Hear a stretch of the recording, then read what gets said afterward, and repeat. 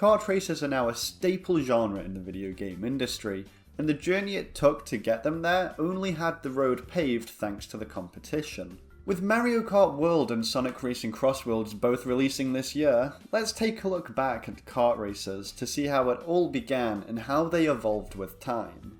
Before we begin, I want to make it clear that we will only be taking deep dives into Mario, Crash and Sonic Kart Racers. There will be passing mentions to other games where I feel it's necessary, but these are the three pillars which I think have pushed the genre to new heights. So no, I will not be talking about 5 laps at Freddy's today.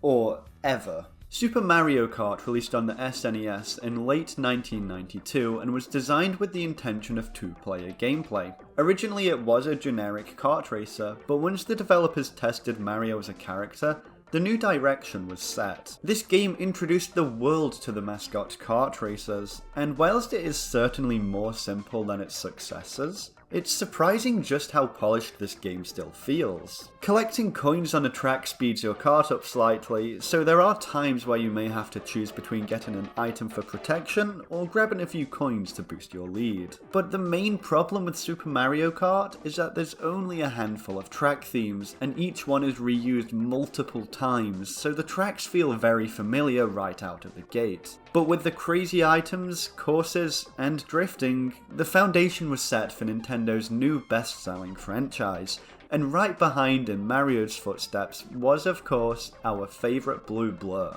Sonic Drift released on the Game Gear in 1994, but it never actually released outside of Japan. It wasn't until the release of Sonic Adventure DX on the GameCube that the game would finally be playable in the West in the form of an unlockable minigame, as well as Sonic Mega Collection Plus in 2004, which is where most fans will remember it from. But the game itself is just full of boring tracks and horrific flickering which made the game unplayable at times.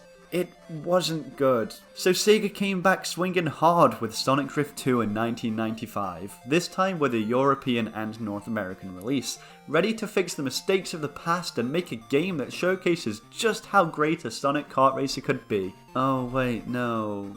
It was more Sonic Drift. And it also wasn't good.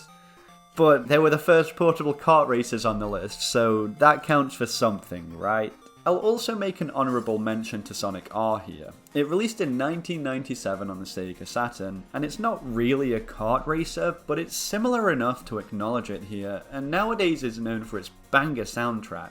It's also amassed a cult following over the years, as it focuses more on platforming within the races, and regardless of the quality, the idea of an on-foot platforming racer surprisingly hasn't been expanded on much. The closest thing would be Rayman Arena, and again, it's fine, but it isn't quite the perfect evolution. Sonic R is most well known from the Sonic Gems collection in 2005. But let's jump back a year to 1996 when Nintendo released Mario Kart 64 as a Nintendo 64 launch title. Immediately the game begins to look and feel a lot like the Mario Kart we know today. The tracks have elevation, the hazards are more exciting and baked into the level, there's 4-player co-op which cemented the genre as a staple for gatherings with families and friends, the iconic blue shell was introduced as an item, but more importantly, we have a drift boost. This changed the game not only to add a higher skill ceiling, but it set the foundation for every kart racer going forwards. Every single one has a drift, but some are different than others. One example comes from 1999, when PlayStation released Crash Team Racing. Based on their best-selling franchise, this game had a completely different drift boost mechanic. As you power slide, a meter begins to fill up. You tap the opposite shoulder button as it goes red, and hey presto, a boost. You can do this 3 times in a row, but if you miss a boost, tough luck, you get nothing. This emphasis on drift boosting meant you always had to drift to maintain maximum speed, even on a straightaway. This results in a very different style of racing which still feels unique today, but that wasn't the only difference. Crash Team Racing also had a complete story mode with hub worlds, challenges to complete, and bosses to race. Much like Super Mario Kart, Crash Team Racing has Wumpa Fruit, where collecting them will speed you up. But again, we see an interesting evolution here. Not only do the Wumpa speed you up, but they also power up your items. The Aku Aku mask lasts longer, the bombs have a larger radius, the shield will last forever until it's hit, the escapable TNT becomes an explode on impact nitro crate. I'm surprised other series didn't adopt this idea, because the coins barely make a difference. If you can maintain drift boosts in Mario Kart, you'll most likely win, but the juiced up weapons can be a huge game changer for those struggling in the middle of the pack. Crash Team Racing also includes the infamous time relics from Crash Bandicoot Warped as well. While Super Mario Kart feels like a kart racer with Mario slapped on it, because that's literally what it was, Crash Team Racing truly feels like an adaptation of the platforming series. But the inspiration for CTR wasn't actually Mario Kart. It's Diddy Kong Racing, developed by Rare and released for the Nintendo 64 in 1997. It had hub worlds, a light plot with an antagonist, all things that Crash Team Racing took inspiration from. Diddy Kong Racing was so much of an influence that early in development, Naughty Dog created Crescent Island to see whether a game of similar scope was possible on the PlayStation. And while PlayStation were pushing the genre forward, Nintendo went back and released Mario Kart Super Circuit on the Game Boy Advance in 2001. Super Circuit is much more like Super Mario Kart than Mario Kart 64. There's really not a lot to talk about in how it pushed the genre to new heights, but it remains an important part of Nintendo's history as the first portable Mario Kart. And while Super Circuit wasn't anything new, the same cannot be said for Mario Kart Double Dash in 2003. To this day, Double Dash is held in high regard thanks to its unique buddy mechanic, where two characters drive a single kart. The track designs were also getting a lot more creative, and the idea of unique items for each character was born. Mario and Luigi had fireballs, Bowser and Bowser Jr. had large shells, Toad and Toadette had a chain chomp which pulled the player through the course. The exclusive items here brought a reason to pick characters other than just speed or acceleration. Double Dash also introduced holding two items at once, where each character on the kart can hold one item, amplifying the strategies you can pull off.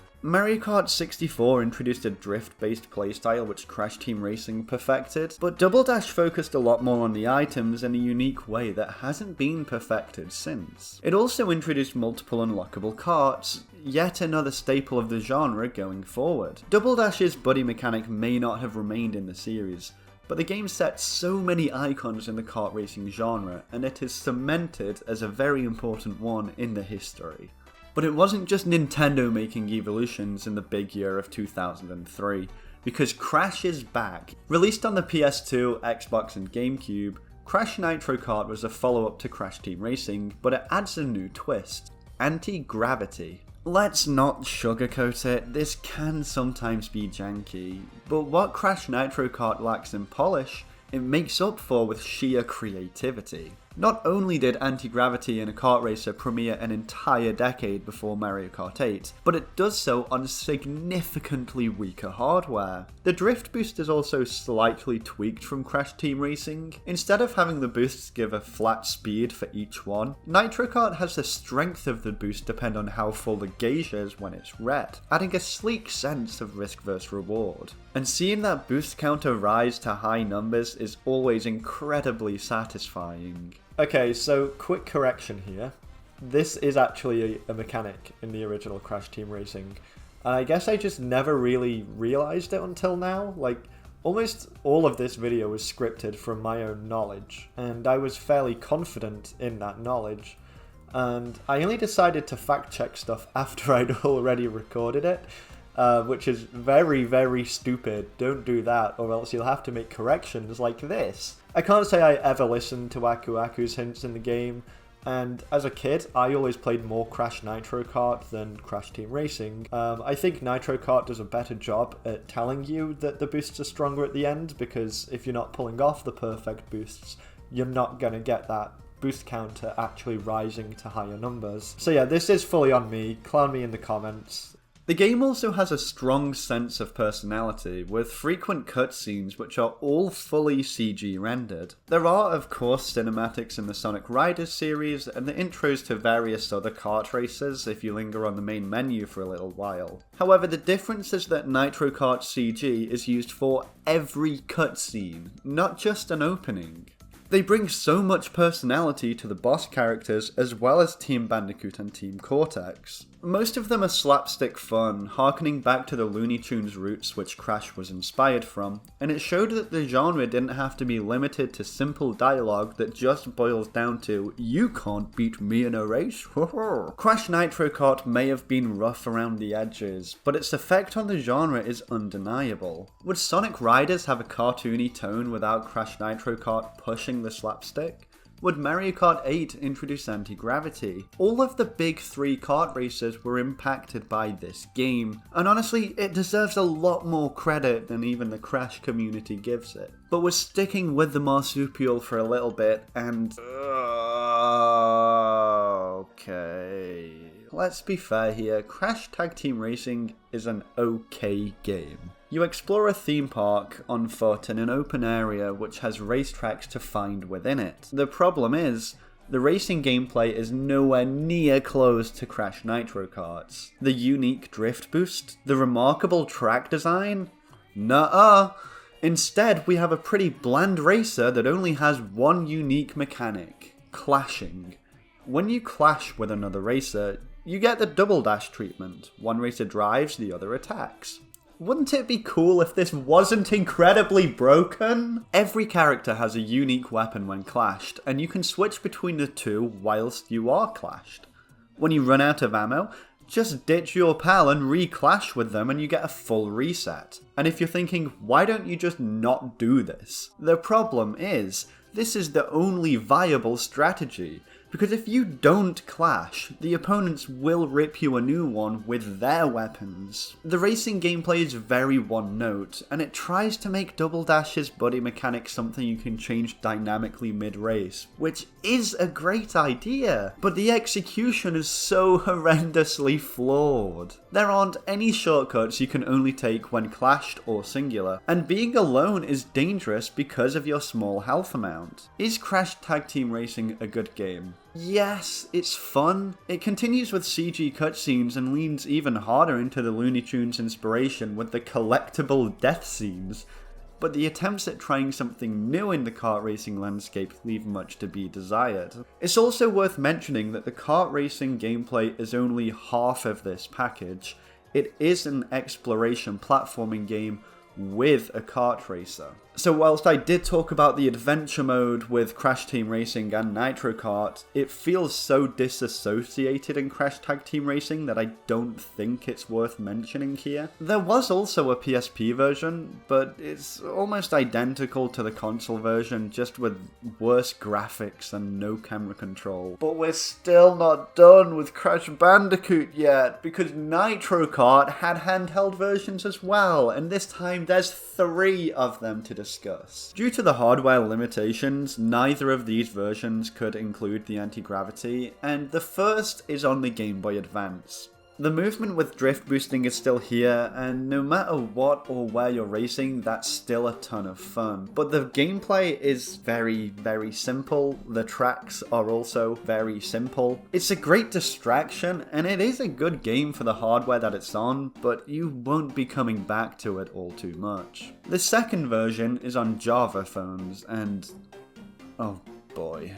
It is heavily neutered compared to the Game Boy Advance version. There's no drift boosting, there's only 4 races, and only 12 tracks, all of which are straight lines. Well, we know where Mario Kart World got its inspiration from. This game matters so little, the official advertisement uses artwork from Crash to Insanity instead of Nitro Kart. Even with 0 expectations, the game still somehow disappoints.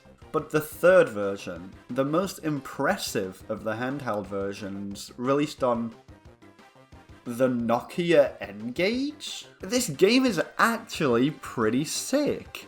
It is by far the most technically impressive of the three and the closest in comparison to the console version. The tracks have elevation, the colours pop insanely well to where the palette looks more akin to the vibrancy of the console version, and the artificial lighting helps darker tracks like Tiny's Temple feel livelier. The only problem is that the camera is too close to the driver, so turning can get really disorienting, but other than that, I'm surprised to say that this is the best handheld kart racer released so far. If a Nokia N-Gage could pull it off, then the future looked bright for portable kart racers. And a bright future it was, because we're finally able to stray away from Activision's abandoned moneymaker. Just a few months later, after Crash Tag Team Racing's release, Nintendo dropped an absolute banger. Mario Kart DS held nothing back and delivered some of the best gameplay in the franchise. The Bullet Bill and Blooper were introduced, the Retro Cups made a grand entrance, online races appeared for the first time, there's a custom emblem creator, and of course the iconic mission mode. This had different challenges and boss fights, each with ranks to attain that encouraged perfecting each one. Some had you defeat a set amount of enemies, helping you improve accuracy with manually aimed weapons like the green shell. Some had you perform so many drift boosts in one lap, helping you learn where you can optimize the boosting to maintain top speed. The mission mode is not only a ton of fun, but it also helps you improve in every aspect of the game, even if you don't realize it. And it's a shame the mode didn't return in this franchise. The game also made great use of the DS hardware, with the map on the bottom screen freeing up the small display on the DS's top screen. Despite the hardware limitations, Mario Kart DS manages to push the genre with the new items that still appear in the franchise today, the retro tracks which are just as huge of a focus as the main tracks, and the mission mode acting as a natural tutorial, all whilst showing that handheld kart racers can be on par, if not better, than console entries. It's been a while since Sonic entered the ring on vehicles again, and what a way to return. Sonic Riders is still, to this day, one of the most stylized racers ever released. Much like Crash Nitro Kart, Sonic Riders feels like a true adaptation of the franchise it originates from. There's a strong emphasis on plot and cutscenes. It retains the concept of multiple sides to one story, which Sonic was known for at the time, particularly with the Sonic Adventure games and Sonic Heroes. And the plot keeps a similar tone and idea to previous Sonic games, with ancient civilizations and godlike beings. As I previously mentioned, there's a very cartoony nature to this game. Just look at these facial expressions. And sticking with the ties to the franchise, each character is classified as either speed, flight, or strength, like Sonic Heroes does, and these classes let the characters either grind on rails, fly through rings, or power through obstacles without losing speed. Depending what track you're playing, you may want to choose a different class, but each race has ample opportunity for each type to make shortcuts. The air boost also forces you to manage your reserves. Do you go slower one part to charge your air meter, or boost ahead and risk falling off the board? Air management is a constant battle in this game, and it makes each race that much more engaging because every decision you make is so critical. It may not have had a lasting effect on the kart racing genre, but it did experiment stylistically, and it stands the test of time to be one of the most unique sub-series because of it. I'll also take the opportunity to talk about the other Riders games, Zero Gravity and Free Riders, in 2008 and 2010 respectively. Neither of these games pushed the idea forward. In fact, they are regressions of the original, though Zero Gravity does have a neat story which makes it worth the play. But it's better if less is said about the plot of Free Riders and how it chooses to tell it, because man, don't you just love PowerPoint slideshows? Zero Gravity simplified the gameplay a lot, and Free Riders was a Kinect game that broke your back whenever you tried to turn a corner. It's easy to see why Riders was a series that fizzled out, considering each new entry made the game less and less fun. But let's return to the golden boy of kart racers, because Mario Kart Wii released in 2008. I wonder which system Mario Kart Wii released on.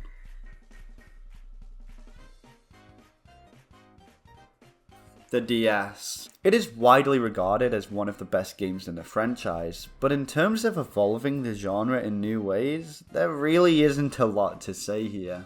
Yes, this is where Mario Kart begins to feel stale. The mission mode from DS didn't return. The drifting was made easier, so the boost depends on how long and sharp your drift is, instead of the wiggling technique from before, which required a lot more input from the player. Tricks were added, and there is a lot of tech involved in high-level play, especially with the low trick, but that comes down to exploiting the feature rather than it being an intended feature. It's like saying Sonic Unleashed is great because of M-Speed and D-Speed. Yeah, they're fun, but do we give credit to the developers for making exploitable gameplay, or do we give credit to the speedrunners who discovered the exploitable gameplay? The item balancing is also absolutely whack, with blue shells and lightnings happening multiple times per race, as well as introducing some of the worst items in the series. The Mega Mushroom is a worse version of the star, the Pow is a worse version of the lightning, and the Thundercloud feels more like a punishment. The game also looks worse than Double Dash thanks to the excessively high bloom, and whilst some tracks were really creative,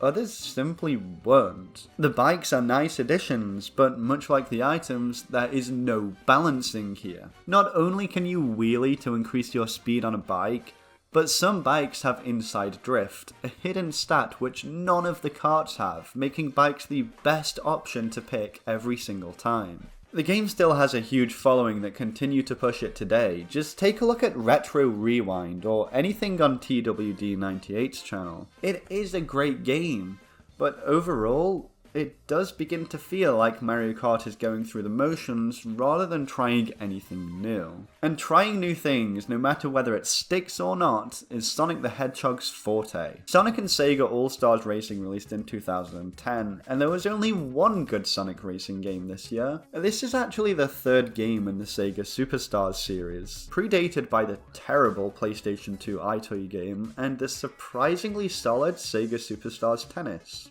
All-Stars Racing says, what if we merged Super Smash Bros. And Kart Racers? Because much like the other Superstars games, this features a variety of playable Sega characters as well as a couple of their own racetracks to pair alongside each franchise. The Xbox 360 version has Banjo and Kazooie playable, the Wii version has Mii's as an option, so I wish the PS3 version had Sackboy or Ratchet. It's missing that sizzle that gives you a reason to buy that version over the others. But let's talk gameplay. Sonic and Sega All-Stars Racing also has anti-gravity track design, though it isn't given much of a focus like Crash Nitro Kart. Your kart doesn't change in visual or sound design, but again, it does make the races more engaging than they would be without it. Another interesting feature is the All-Star move. Every character has their own All-Star item, with music that accompanies it to let you know, hey, this player is coming in hot. Sonic turns into Super Sonic, Billy Hatcher rides the giant egg. These are all great fan service as well as powerful items that can change the running of a race, especially in the final lap.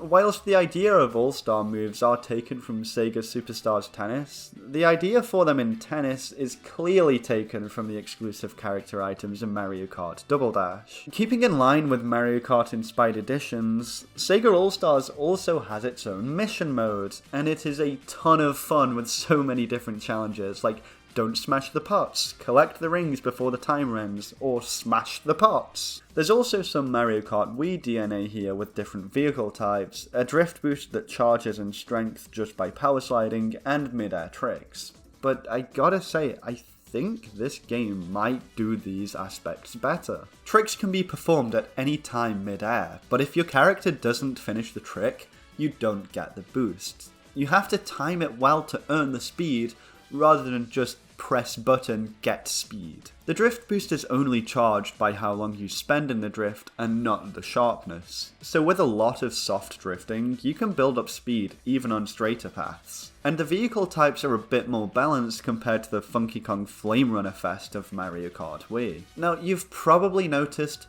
this game is very derivative. It doesn't do much to evolve kart racers other than brand representation, but what it does do is take lots of different features from other kart racing games and bring it all together to deliver one solid package. But we have a DS version, and oh my god. This is literally the console version in your hands. It has the same tracks, the same characters. It even has identical gameplay, including the anti-gravity track design, whilst maintaining a high frame rate. I won't linger on this because by talking about the console version, I've already covered the DS version. Of course it looks worse, but in terms of gameplay, it's that. It's the same. It's a one-to-one translation, and it deserves to be more widely recognised for how technically impressive it is. It still blows my mind. And we're sticking with the handheld theme because the next release would be in 2011 with Mario Kart 7 for the 3DS. And remember how I said Mario Kart was beginning to feel stale? Well, you can now mix and match parts to create your own kart. This game brings back the coins, and not only do they increase your top speed like before, but collecting them will also unlock the new parts for you. It's always exciting when you unlock something new and race to the kart selection screen to see what wacky piece you unlocked. But on the flip side, it makes selecting your kart more complicated and take more time to get into races. It is nice being able to customize your kart, but there's one main problem. You'll mostly stick to one optimal kart build, which nullifies the point of customization. If you're going to go that route, why not go all in like Mod Nation Racers did? You can change the body, the wheels, the engine, the seat, the steering wheel, add decals and stickers. Everything is customizable to truly make a kart of your own without needing to worry about control stats. Before I talk about the main gimmick of the game, I need to quickly mention the tracks. Some of the races aren't a traditional 3-lap track, but rather one extended race separated by checkpoints, as we see in the Woohoo Island tracks and the best Rainbow Road in the series. It's a really cool novelty, and the amount of these tracks in the game isn't obnoxious. God, could you imagine if every race in the game was like this? Wouldn't that be something? But of course, the star of the show and what defines Mario Kart 7 is something else. This is now the second game to take inspiration from Diddy Kong Racing, but instead of adding an adventure mode, here we see different vehicles, and done so in a very interesting way. Rather than the races being in one of 3 vehicles like Diddy Kong Racing, Mario Kart 7 has you change between the kart, glider and submarine automatically in the races. It's incredibly dynamic, works so seamlessly, and doesn't limit tracks to only one vehicle type like Diddy Kong Racing does. But there is one point about these, positive or negative depending on how you look at it. Of course the main vehicle is the kart, and the other vehicles are designed to never take away from that. The glider positions you in the sky as you descend towards the track, and the submarine allows you to drive underwater, resulting in beautiful environments from both vehicles. However, the glider segments are always very short, and the submarine controls very similar to the kart, just a tiny bit floatier. So in terms of gameplay and controls, they don't really change much at all compared to prior Mario Kart games. But they allow for more diverse track design where you can soar through the skies or drive beneath a lake. And the controls being very similar means you don't need to learn another gameplay style. It all feels so natural right from the beginning. It eases new players in without actually changing anything, which is great for accessibility, but disappointing that the other vehicles aren't taken full advantage of. But if you were looking for a racing game where vehicles control wildly differently, with a much higher skill ceiling, then Mr. Needlemouse is your man. Sonic and All-Stars Racing Transformed released at the end of 2012, and once again we have different vehicle types with a plane and a boat, the same as Diddy Kong Racing. But where Transformed differs is the skill ceiling. The karts control very similar to the previous All-Stars Racing, but the boat and plane will require a lot of practice to fully master. The boat is heavily affected by the waves in the water, which can either slow you down or give you enough airtime to pull off a trick and gain a boost. Knowing when to trick or not is crucial to maintaining your speed. The plane is the most technical, with a different drift called the air drift, the mid-air roll letting you quickly change your position and dodge items, as well as dodging obstacles just in time to earn a risk boost. Pulling off risk boosts and chaining them together is a thrill unlike anything else in a kart racer. Before you transform into a new vehicle, you'll see a large blue ring. If you do an air roll here, you'll get something called a transform boost. As I said, the skill ceiling with the transformations can get very high, and you'll need to master them all if you want to get the expert ranks and beat the staff ghosts in the time trials. The various vehicles also lead to stronger Sega representation in the tracks. For example, Dream Valley has you fly through the same hoops you fly through in Nights, and the similarity to that franchise wouldn't be possible without the plane. The track design takes full advantage of the transformations, and they also dynamically change in the race, where you may start with the karts until the final lap places you in the boat. It's awesome to see what affects the track change and how you'll be approaching it differently than the earlier laps. The mission mode also returns, this time labelled as the career mode.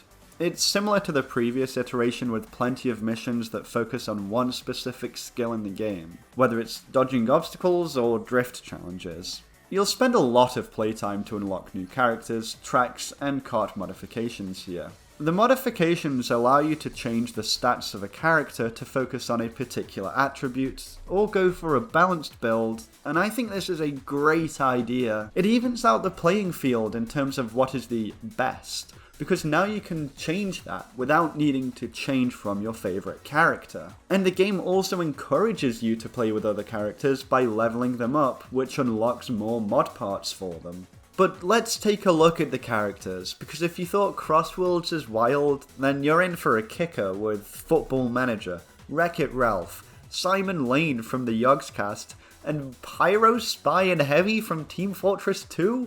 This lineup of guest characters is still a complete fever dream. Everything else is familiar to Sonic and Sega All-Stars Racing, but the skill ceiling added by the transformations enhances the gameplay drastically, and it makes it one of my top 3 kart racers of all time. There are some handheld versions, but honestly there is nothing to really talk about here. The 3DS version runs terribly, and the PS Vita version runs great.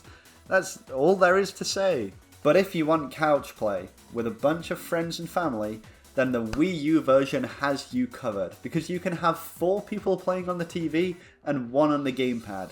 There you go. The first 5-player kart racer. It's weird. It's very weird. For a while, Sonic and All-Stars Racing Transformed was the only good option for a kart racer on the Wii U, until of course Mario Kart 8 in 2014. The main gimmick here is anti-gravity, and that's it. Don't get me wrong, it's great that it's here, but like I mentioned before, both Crash and Sonic already did this. And yet for Mario Kart, it was the big draw factor. Like, it just isn't that exciting anymore. But despite that, the anti-gravity is done very well here, and the Mario Kart 7 editions are all here too, with the customizable karts, longer tracks split by checkpoints, but more importantly, the glider and submarine. The anti-gravity kart adds to the vehicle types, adding more versatility to the track design on top of what Mario Kart 7 could offer. And this results in some of the best course design for the franchise. Not only in the brand new tracks, but the retro tracks as well. I'm gonna go a step further and say it's some of the best course design in the entire genre. The new items here are useful too. The boomerang is similar to the fire flower, but can be used 3 times. It returns to you after a couple of throws, and the hitbox is much larger. The super horn blasts around the player and can even destroy the blue shell, and the piranha plant will bite at players as you drive past them. But Mario Kart 8 did break new ground in an interesting way. DLC. Sonic Transformed did technically get there first with the character DLCs, but Mario Kart 8 has 2 full DLC packs letting you play as Link, the Animal Crossing villager, and Isabelle, with races based on Hyrule and an Animal Crossing town. On top of that, each pack had 2 full cups for a total of 16 races between them, 12 car parts, Dry Bowser, Tanuki Mario, and Cat Peach, which sent Rule 34 absolutely wild. These DLC packs, as well as numerous updates such as the addition of 200cc, were a genuine attempt at keeping support and longevity to a kart racer, which wasn't possible to the same degree in previous console generations. The Sonic All-Stars games did have the chance, and Transformed dipped into the idea, but Mario Kart 8 fully embraced it. Of course, the comparison of crossover characters can be linked with Mario Kart 8 and Sonic and All-Stars Racing, but it's much more likely that the inspiration was just Super Smash Bros. That's pretty much it for Mario Kart 8, but of course it didn't sell 76.5 million units on the Wii U alone. Mario Kart 8 Deluxe released 1 month after the Nintendo Switch in 2017, and it was almost identical. It contained all the DLC and updates from the original version, as well as new characters, kart pieces, automatic unlocks for nearly everything, but the game also adds something new called the Ultra Mini Turbo. Finally, after Crash and Sonic both implemented a 3-tier drift boost, Mario follows suit, and it is such a game changer. The sense of speed and emphasis on drifting both become a lot stronger and comparable to the other franchises. It also widens the skill ceiling slightly, something which the franchise seemed to actively minimize as much as possible after Mario Kart Wii. But out of nowhere in 2022, Nintendo announced the Booster Course Pass, 12 cups of mostly retro tracks with a handful of brand new ones sprinkled throughout. These tracks take more design cues from Mario Kart Tour, the mobile game released in 2019. There were numerous attempts at mobile kart racers before this, but this is the first that actually stood out and maintained its online services. The gameplay is far more simple, and monetization controversies aside, Mario Kart Tour is a fine experience. But of course, visual fidelity on smartphones is going to be far less complex than on a console, and this shows in the Booster Course Pass. Comparing the DLC tracks to the base game tracks, there's a noticeable visual downgrade. But overall, it brought a lot of hype and excitement every few months, and results in a whopping 96 tracks in the game. If we look at quality and polish, Mario Kart 8 and Deluxe are by far the best of the bunch. But in terms of innovation for the genre, the only real movement is continued support, which is cool, but again there is a feeling of stagnation from the franchise which used to strive for something new. So we're back to that blue rat once again with Team Sonic Racing, and first of all we need to discuss the title, because what the hell is going on here? First of all, do not get confused between Team Sonic Racing and Crash Team Racing. Why did Sonic Team or Sumo Digital come up with this name? I don't know. They knew Crash Team Racing exists, and they knew it was going to release a month later and kill the game. Why did they decide to go for this title? They were asking for the game to die. Secondly, where do I put this? Because it begins with T, but it's a Sonic game. So do I put it with the Sonic games, or do I put it with T between Super Monkey Ball and Tearaway Unfolded? Where do I put it? Third of all, no All-Stars! This is just Sonic. Sonic on his own. The whole appeal of the All-Stars genre is gone. This game is actually okay. It's actually an alright game. But screw the title. I got so mad that this came out.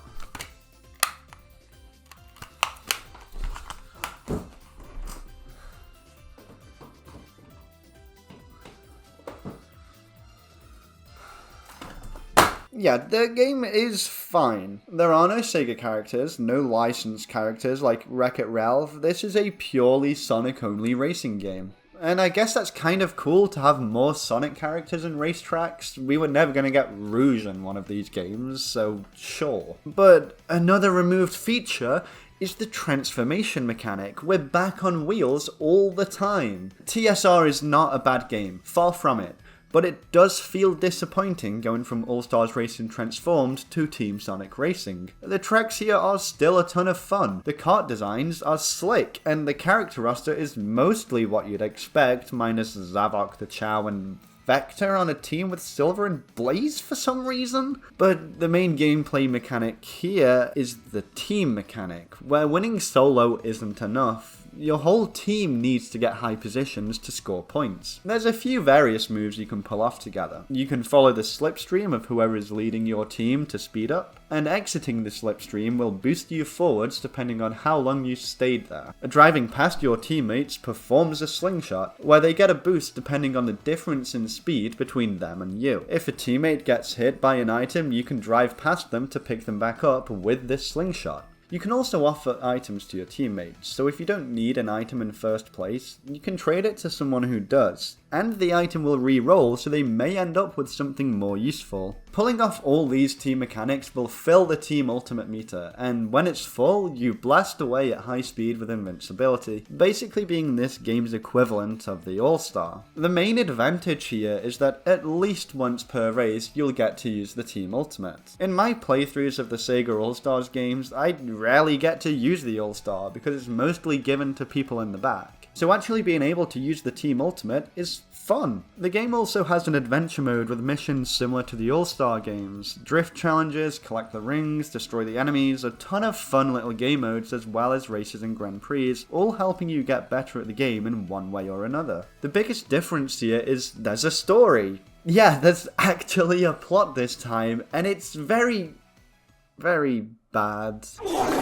The Riders games truly felt like a Sonic the Hedgehog plot, but Team Sonic Racing's is presented with a bunch of PNGs with voice acting. And 90% of the story is the whole cast saying, "I don't trust this guy," in various ways, until it's revealed he's actually innocent right at the end. Does it matter that the plot is bad? No, not really. I'm not playing Team Sonic Racing for a great narrative. But when Sonic Riders pulled that off 13 years ago, there are expectations knowing that this can be done. There's also customization here, and it also feels half-baked. It's more similar to Mario Kart 7 and 8, where swapping parts will change the stats, and has the same problem where an optimal build may just look ugly. You can add decals, and these barely matter since they add decoration mostly to the front of the car when you see the car from behind during gameplay. You have colour schemes to unlock, but you can't mix and match these colours. You must use the decided 4 colours in the palette if you want to add customization. Again, look at Mod Nation Racers. There is a lot to criticise about the game and how it's a downgrade compared to All Stars Racing Transformed, but overall, the gameplay is fun and the tracks are solid, and isn't that why you play a racing game? Yeah, all the other aspects feel like they were rushed out to throw in a features of the game trailer, but they don't affect the core gameplay. Team Sonic Racing is not the best Sonic Racing game, but the Sonic community always dog on it as if it's one of the worst games in the franchise. The team mechanic is unique and makes the game worth a play. It stands out in an oversaturated genre, and it does the team idea a lot better than Crash Team Racing. Oh yeah, Crash Team Racing. It's been a long time since we talked about the Bandicoot. I'm sure that has nothing to do with Activision acquiring Vivendi Games and letting the franchise die by cancelling upcoming games and reworking the Crash Team Racing reboot into DreamWorks Superstar Karts before realising, hang on, we actually have a profitable IP, leading to its inclusion in Skylanders, followed by remakes of the original trilogy before remaking Crash Team Racing from the ground up, because that would be crazy, right? Crash Team Racing Nitro-Fueled released in 2019, exactly 31 days after Team Sonic Racing, so that's why the game was dead after launch. There's your answer. The official Crash Bandicoot page recently tweeted that the game surpassed 10 million sales, which is insane, pun absolutely intended. Nitro-Fueled was a full remake of the original Crash Team Racing. The adventure mode, tracks, time trials, soundtrack, everything was done so faithfully. But the story doesn't end there. Nitro-Fueled also includes all the tracks, characters, and music from Crash Nitro Kart as well. And I just want to put it out there, I called it. I tweeted my speculation a full month before Nitro Kart content was officially revealed. I predicted Nitro Kart in CTR, and I predicted Concord's reception perfectly, down to the game shutting down soon after launch, followed by Fireworks' unfortunate closure. I am a prophet. I can see the future. So when I say that everything will work out in the end if you just keep carrying on, you better believe me. But if you want another prediction, and I speculate that your mother's found another man, you'll have a new sibling in 9 months, and I'm going to be your stepdad. But yes, Nitro-Fueled was not just a remake of Crash Team Racing. We have an expensive customization, we have Nitro Kart content, and content roadmaps, and we'll dig into each of these soon, but first, the gameplay. Crash Team Racing and Nitro Kart both had no speed settings like Mario Kart's 150cc or 50cc. What you did have was different tiers of boost. Sacred Flame, and Ultimate Sacred Flame. If you were good at the game, you'd keep Ultimate Sacred Flame and be faster than the competition. Nitro-Fueled adds Blue Flame, the fastest variation of the boost. Keeping this speed is an adrenaline-fueled thrill and requires mastery of the controls and mechanics. This means the speed of the race is dynamic, and going at such speeds is a reward for your knowledge of how to play. Not every race is a Blue Flame track, but the ones that have the Blue Flame patch will test your skills if you want to maintain it. And nailing perfect boosts is essential to holding onto a Blue Flame. And this can be really frustrating for new players online. The skilled players will finish far faster than everyone else due to the skill gap, leaving a huge speed difference. But that sense of speed is stupidly addicting once you get the hang of it. Going back to that list I mentioned, let's dig into Nitro Kart first. There are two important things to know here. Firstly, there is no adventure mode for Nitro Kart. You have the races, time trials, the letter challenges, and crystal challenges, but no adventure mode. Honestly, this was a huge bummer on release. I thought beating Crash Team Racing's adventure mode would unlock Nitro Karts, but nope. I thought it would be a DLC, but nothing. Why wasn't it here? Well, you may know a YouTuber called Canadian Guy A, and he's recently interviewed an ex-developer of the game. CGE did not ask about the adventure mode, but it's quite clear from the interview that it just wasn't something in the budget. Beanox had to focus on the gameplay in Grand Prix, so unfortunately there wasn't enough time to remake the Nitro Kart adventure without making cuts elsewhere. The second caveat here is that there is no anti-gravity. After Sonic and Mario both incorporated anti-gravity into their kart races after Crash Nitro Kart pioneered it, it feels bizarre that it's been removed. Again, we're heading back to Canadian Guy A's interview to answer some questions. There's a few reasons why there's no anti-gravity. Firstly, it would have been a lot of effort on the developers to add anti-gravity to tracks which are only extra bonuses without their own adventure mode. And secondly, and quite ironically, Beanox were worried the game would be labelled as a Mario Kart ripoff. Even though Crash did it first and Mario did it last, it is a genuine understandable fear. There is a lot of brand protection with Mario Kart where any kart racer is labelled as a Mario Kart clone, simply just for existing. I strongly recommend watching the full interview. It sheds a lot of light on the development of the game, and it's a ton of fun hearing about how these kinds of games are developed. Canadian Guy A also provided me with a ton of information from his interview before he uploaded it. So just a huge shout out and thank you to Canadian Guy A for that. I really appreciate it. It's helped me script this video without having to wait like 2 weeks for the upload. So yeah, thank you for that. I greatly appreciate it. And if you want to check out the full video, there will be a link in the description. The next addition to the game is the customization. You have a massively expensive roster featuring all the playable characters from each of the 3 racing games, except Willy Wumpercheeks. Hashtag justice for Willy, get it trending. But there's also some crazy entries like Rillaroo, Megamix, Chicken Stew. They added anyone, and I mean anyone. Fans joked that they would add the Iron Checkpoint crate as a playable character.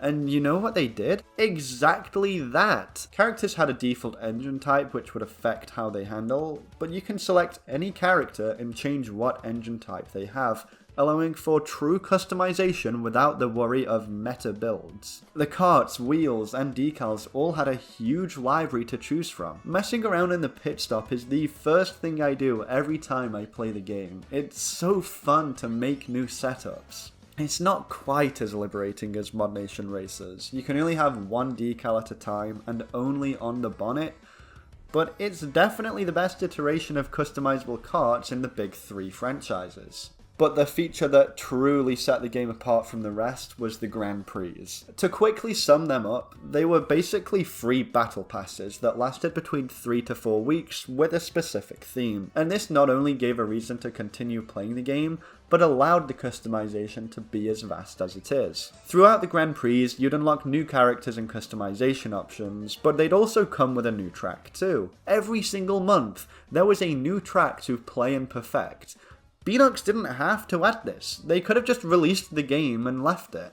But they did do this, and it made the game feel magical. Of course, there was the controversy of post-launch microtransactions, and yes, this absolutely stinks. Wait until the game releases, get good reviews, then add the currency for purchase. But you never need to buy them, and the only thing you can buy is cosmetics. There's nothing in terms of gameplay or track list that you're missing out on if you bought the game today. Unfortunately, support for the game ended with the last update in March 2020, 9 months after the launch of the game. There's still a lot that could have been added. Item list races, online ranked mode, downloading community time trial ghosts, and so much more. But despite all that, Nitro-Fueled is truly a phenomenal game cut too short. But after this, our main 3 kart racers had a bit of a hiatus. And now, after 6 years, kart racing fans can rejoice because 2025 is stacked. Mario Kart World released in June 2025 with the launch of the Nintendo Switch 2, and the movement truly feels like a platformer. You can grind, jump, and wall ride your own way around the courses. This is on top of the glider and boat vehicles, so you can go anywhere. It truly feels liberating. The game hasn't been out long, and speedrunners are already putting this to great use and finding phenomenal shortcuts.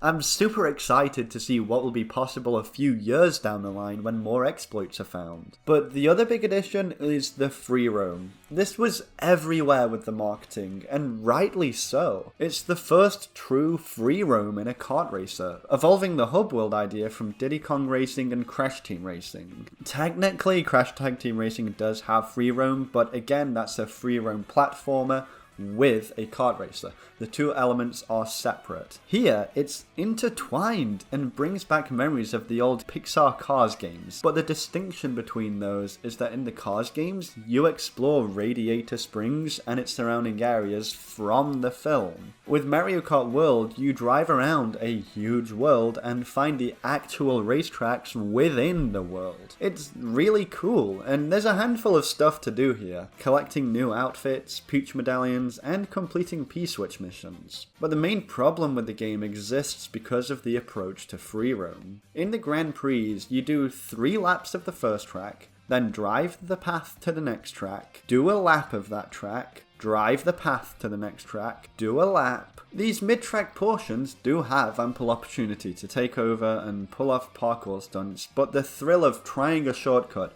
missing it, and telling yourself, it's cool, I got it next time, that doesn't exist here. Except for the first track of the Grand Prix. If you're going to cut the 3-lap formula, you need to commit to it. Having 3 laps for the first track and not the rest makes the Grand Prix feel very disjointed. On top of this, the course design results in a huge bagging problem, which is very ironic because Mario Kart 8 Deluxe actively tried to neuter bagging altogether. Because these tracks are mostly straight lines, you can just hold onto your good items right until the end. The game doesn't require skill to win, and that is a problem. Because Mario Kart did require skill, it always required skill. It was never complete chance. Even something like Mario Party, there's skill. The best people will, most of the time, win. And Mario Kart World has completely gotten rid of that. So why would anyone want to try and get good at the game when the game doesn't want you to actually improve? There is a new type of race, the knockout race. Mario Kart Wii has a dedicated fanbase, as I mentioned before, and the feature born from that was the custom knockout race game mode. Did Nintendo take a popular fan-made feature and decide to add it officially? Probably not.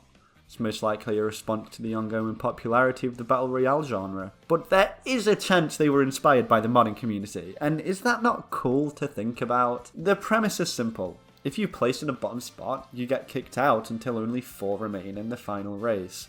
And these are easily the highlight of the game for me. I adore the competitive nature they bring. Oh, and the game has 24 players, I guess. Honestly, it's so easy to forget about unless you're in the middle of the pack. Mario Kart World makes a lot of missteps. But it also feels like Nintendo are finally trying to innovate with the genre again. And after over a decade of stagnation, it's truly a blessing to feel creativity blossom once more.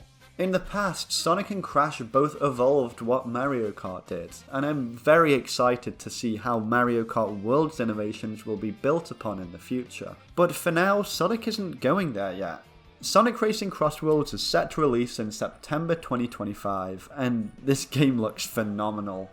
We're once again treated to the transformation mechanic, but they both work differently than in All Stars Transformed. The plane now lets you airdrift in any direction, and the boat does a jump every time you drift. Unfortunately, the plane doesn't have the risk boost anymore, but what the game does have is the gadget system. You can select a few modifiers to change how the game plays and help your performance, and you can choose between boost, ring, or technical abilities, or a mix of all three. What build you want to go for might change depending on the track you're on, or the character you're racing as. It also means the risk boost could return as a gadget, but that is pure speculation at this point. Each race has a crossworld where the second lap takes you somewhere else entirely, and this is really cool.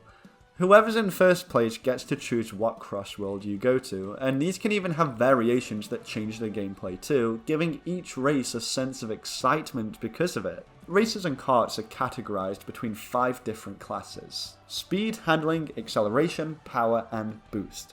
You can mix a speed character with a handling kart, so there's no limitations here. But it does fall into the problem of meta builds, which denies the point of customization to begin with. Say it with me, look at Mod Nation Racers if you want to do customization. But this game doesn't have basic customization. No, you have vehicle car parts, complete colour customization, and decals which you can put anywhere on the kart.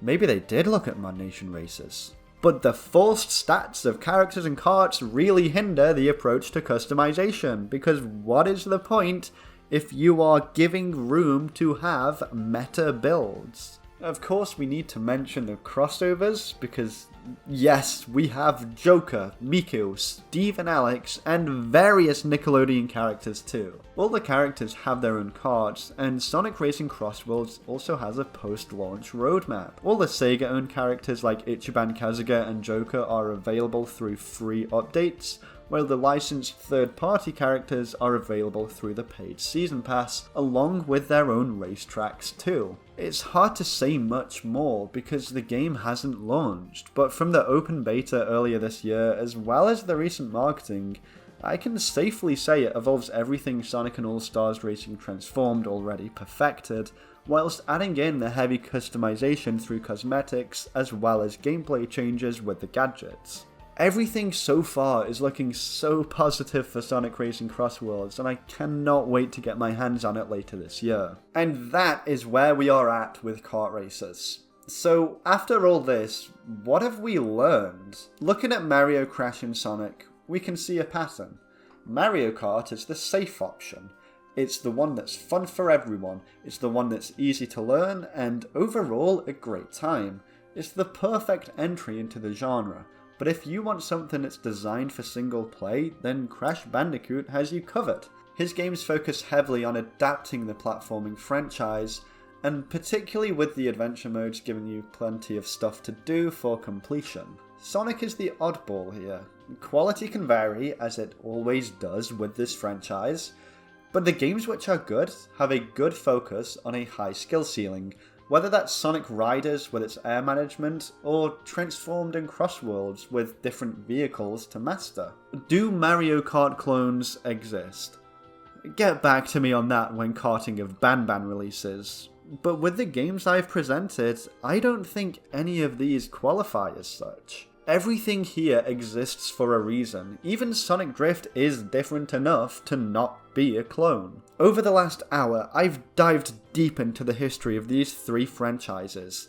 As I covered more games, you've probably noticed the discussions got longer. The simple reason is there's more innovations to talk about, and more games that had released to compare them to. The kart racing genre could not have gotten where it is today without the competition of these 3 driving fierce. Every game has something unique about it, proposing new ideas and evolving old ones from other franchises. That's what makes this genre so fantastic to me, and that is the evolution of kart racers.